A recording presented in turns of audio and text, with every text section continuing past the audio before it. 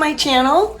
So I spent the last couple of months moving out of Southern California into Northern California, and I thought I would do a little video now that I've owned my Zero for over a year, and do a little review about what it is like to own an electric motorcycle in real life.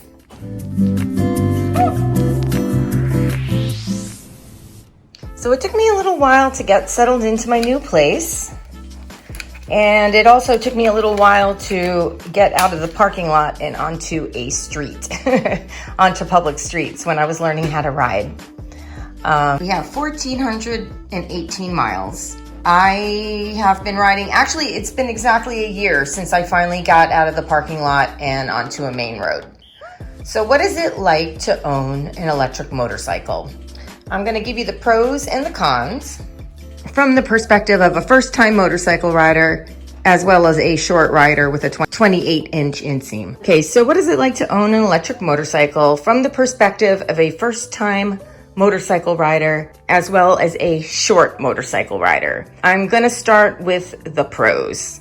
First of all, this is a really fun motorcycle to ride. It is the smoothest ride you will ever experience, and it's really fast. One of the things that always made me really nervous about riding motorcycles was the thought of stalling out at a red light and then having difficulty getting into first gear and pissing everybody off. So this bike never stalls out. You never have to worry about getting into first gear. You just twist and go. The other awesome thing about this motorcycle is that there is a lack of moving parts. I have dropped this motorcycle so many times, I lost count, and I have not been kind to this bike, and it doesn't care. It does not care. I have slammed this bike into the ground multiple times. These drop bars are worth their weight in gold. I've painted them to try to get rid of the scratches, but I will not be able to get the best price if I decide to sell this bike, because I have admitted in public on far too many occasions that I have slammed this bike into the ground.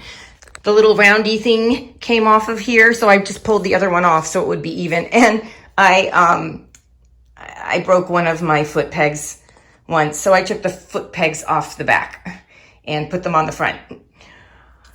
Yeah. But if you're a klutz like me, a Zero is a great bike because there isn't a lot for you to break if you do drop it.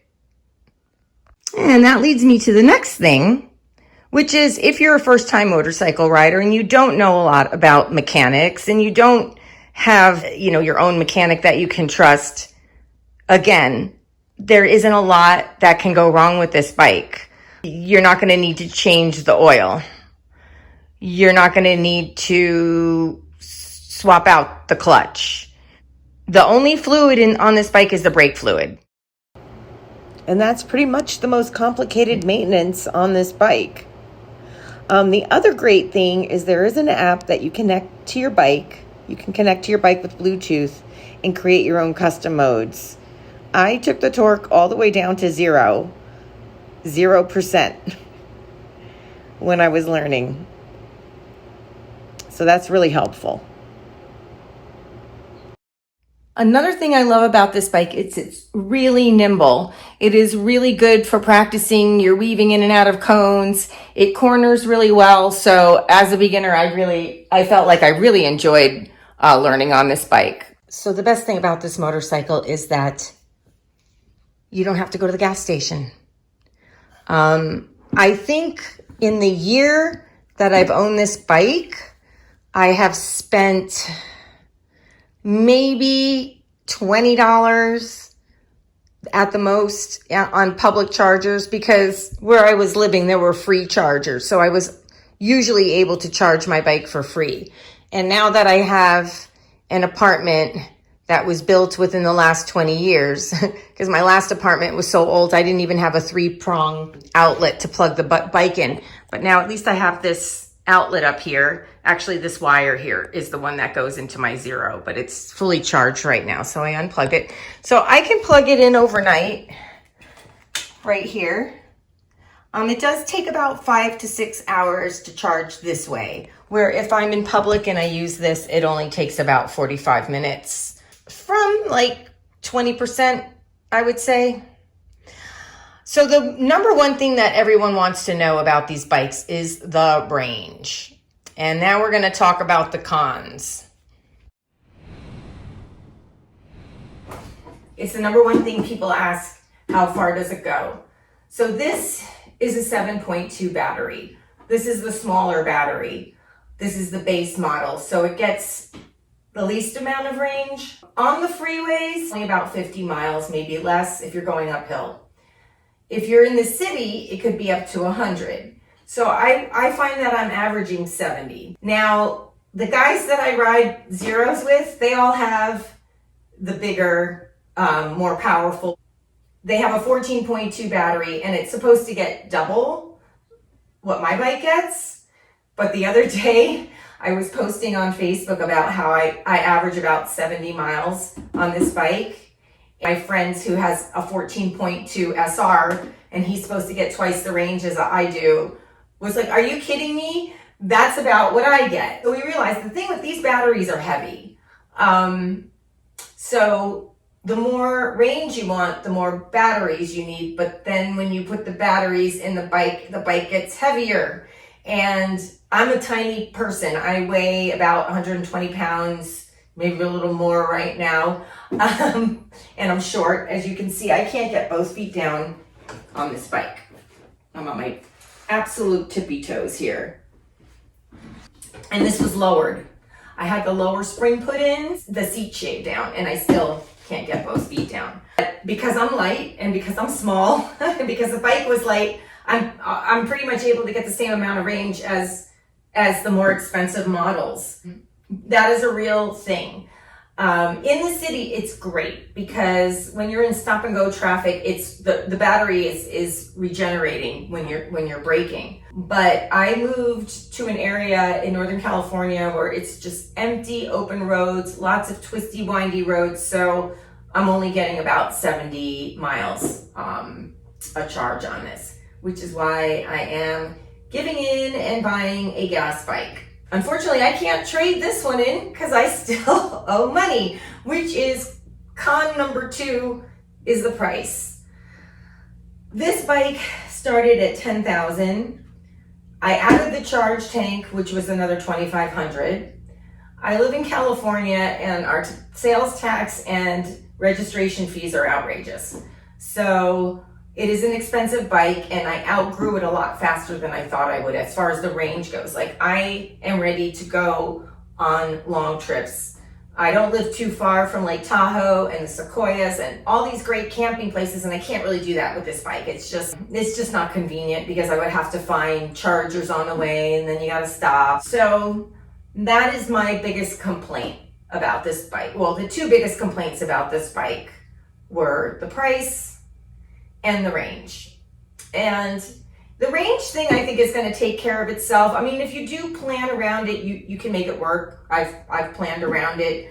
And I know, the more they put up these charging stations, it's going to get better. But right now I feel like, probably when people were switching over from horses to cars and they had to carry a gas can with them everywhere they went because there weren't a lot of gas stations, that's what we're dealing with these electric motorcycles.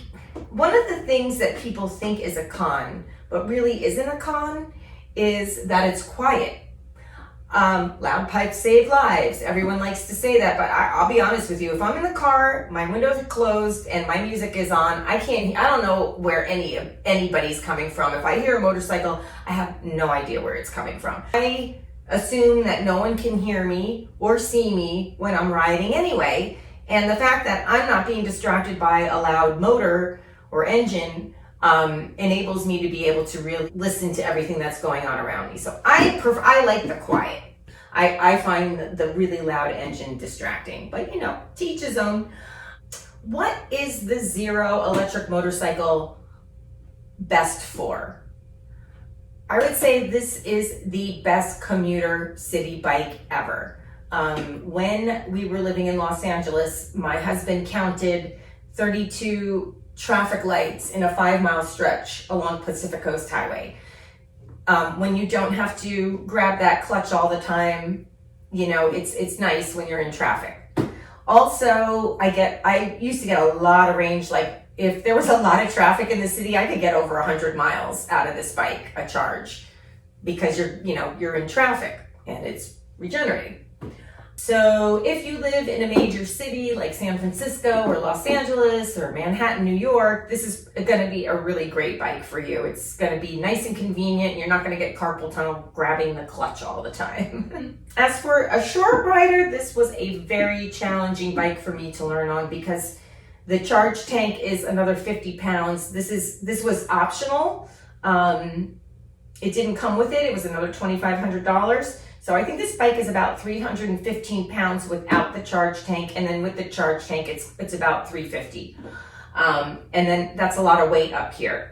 So it just tips over. It has a very, I don't know what you want to call that, but a short tipping point. I don't know. It's like if it goes over just a little, it's going over, and then you're not going to be able to stop it. You know, I mean, it was good for me, I guess, to learn. There's very few motorcycles other than cruisers.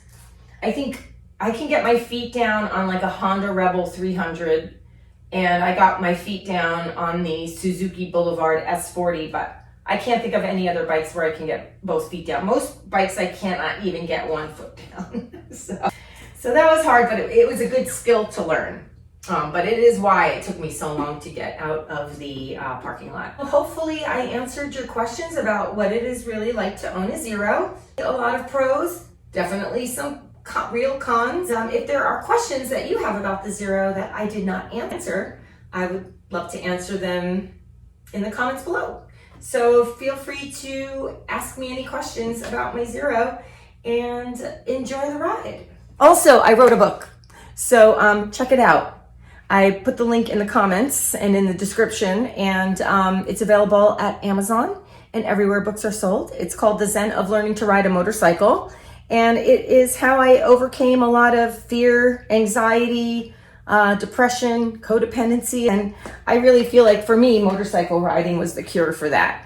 So I wrote a book about it. And if you're struggling with anxiety or depression or anything like that, I hope that my book can help you too. Stay safe out there and enjoy the ride.